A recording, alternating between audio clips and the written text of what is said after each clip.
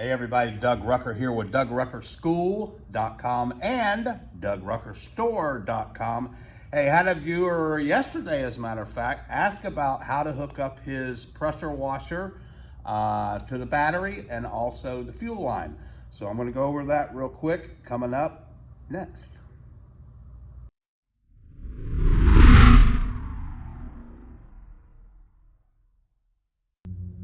Okay guys, so when you're gonna hook up your battery to your machine, down here in the engine portion, you're gonna have the starter. And so right off of the starter is gonna be a little bolt right there. So I don't know if you can see that real good with the camera, but it's right here. That's the starter. And so what you need is this is an 8 gallon per minute pressure washer. So you need 6 gauge wire. It'll say 6 AWG, 6 AUG, which stands for American Wire Gauge. And so wiring comes in gauges, and the lower the number, the more amps it could carry. So if you have like 16, I think it's like 16 gauge can carry 13 amps, 18 gauge, 10 amps, or something like that. So it's all based on the amperage that the electric is going to put out. And so you can get these. This is the negative wire. It's the only one. It's a black cable. It's the only one I have here. But you can buy these as a set with the clips on them already. And so you want 6 gauge, and usually you get one that's red, which is the positive. The red is what's going to go on to the starter. The black, like this, is your ground, and I'll show you that in a second. But you're really basically just going to take that bolt off that I showed you on that starter, put this on, and then you're going to bolt that up. And then this other end, again, this is a red wire, not black, okay, is going to go to the positive side, which is here, of your battery. So you can see the positive and you got negative, okay? So your red wire will hook to the starter, and then the red wire, the other end, will go to the positive side of the battery terminal. You can get these in various lengths that you need. So you need to know where your battery is going to be placed in proportion to your machine. So if you need to go 5 feet, 8 feet, 10 feet, whatever, you can do that. And then on the negative side, all you're going to do is run the black wire here from your battery. Can you see that? It says negative right there. Okay. And so that is just going to ground to somewhere that you've got metal. And usually what we do on these machines is, I hope y'all can see this, just do it like this, is we'll either, if there's no place, we'll drill a hole and ground it to the machine and just use a nut and a bolt and clasp the other part to that, or someplace on the trailer, or what, some type of metal ground from the battery to the metal ground is all you need. So it's pretty basic, pretty simple. Like I always say, it's always easy once you know how to do it. So this is not something that, you know, I don't fool around with electric much. I'm not an electrician. I tell anybody that. But I know a little bit, and I've learned a little bit over the years. I'm trying to see if I can get that camera straight a little bit. So anyway, just to recap, that's your starter. So that bolt is going to come off. You're going to put your red wire there, bolt that back up, and then run your red wire to your battery. And then your negative is going to run from your negative side of the battery, and it's going to go down to a ground on the machine or somewhere that's metal where you can ground it. Okay.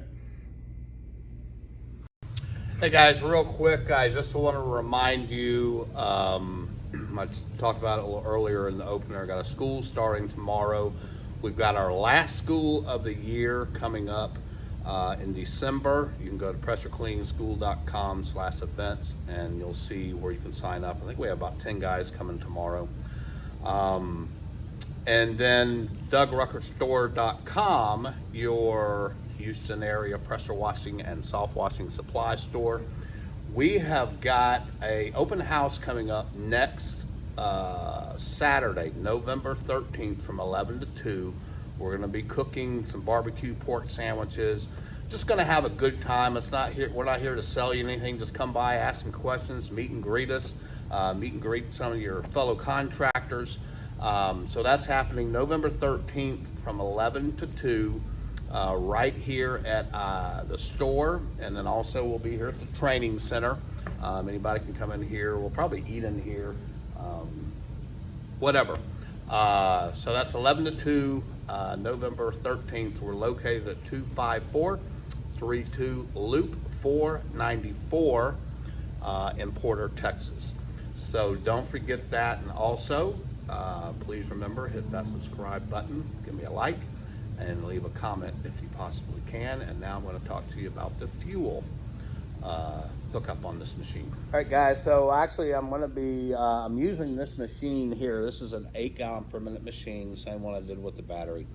By the way, don't install your battery up there. That was just for demonstration purposes. And then we've got a tank here, the gas tank. This is actually a part of equipment that we're doing a build for next week for a service body truck. And so anytime we can, when we do builds, we always put in large gas tanks. This is a 16-gallon, I believe, very slender. And so just kind of prevents you from having to carry gas cans around, always having to fill up a tank or whatever. Sometimes these 8-gallon per minute machines, I think some of the brands will send, or you can buy a little boat tank, like 5 gallons, but those were always kind of a pain to me because I had to fill it up a lot on big jobs. So anyway, getting back to hooking up the fuel tank, here's your fuel filter. And that's basically going to the fuel pump. And so all you really need is some 1/4-inch fuel line hose. And you can get the black hose at Napa or AutoZone or whatever.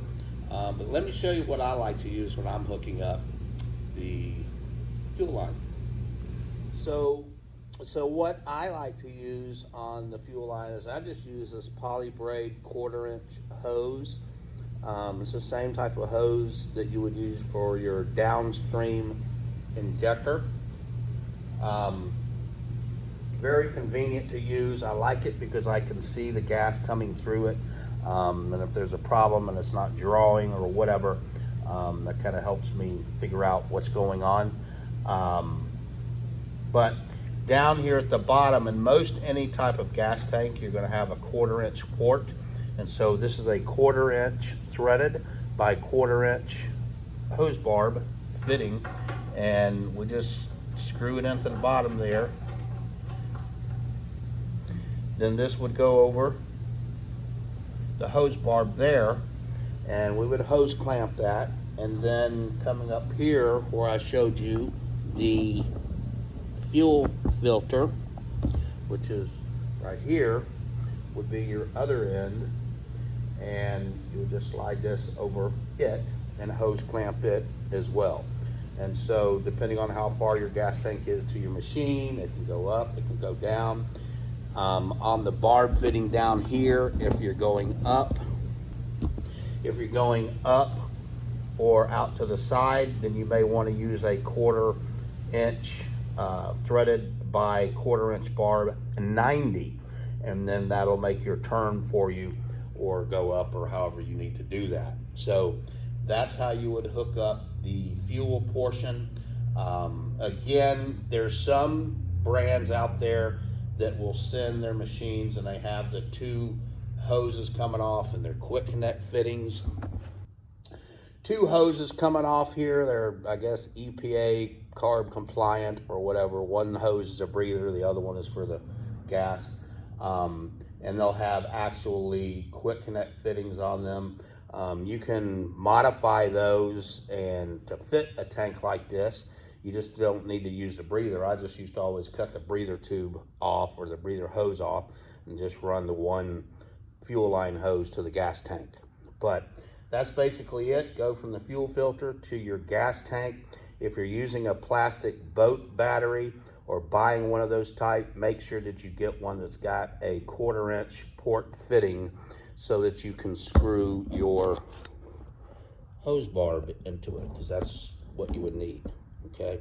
Or at least whatever size they have, you've got to get that barb fitting. Just a basic video I wanted to do to help the guy out that was trying to hook his machine up. But again, you know, anytime you guys have something that you need me to shoot a video on, shoot me an email, pressurecleaningschool@gmail.com. You can leave it in the comments here. I'll try to get it into the queue as quick as I possibly can. Just so happened this was a perfect day for this, because it allowed me to shoot a little quick short video, because getting ready for the school tomorrow. The open house again is next Friday, November the 13th, 11 to 2. And for you guys that can't travel or don't want to travel, don't forget my online video school at pressurecleaningschool.com. Over 250 training videos, the options to take tests, get a certification certificate printed out. Just a great resource if you're just starting out and don't want to travel. It's one time, a lifetime membership fee too. So hope this has been helpful to you guys. Don't forget, hit that subscribe button, leave me a comment, leave me a like, and share this out if it can help somebody else. Appreciate it, guys. Have an awesome, awesome weekend. Hey, also guys, I forgot to mention for the open house, Stephen Venturi and Mark Tuliano from Deco Ceiling Products, they're gonna be here. I invited them. They're actually gonna bring some flagstone. They're gonna bring some concrete stones and also some pavers.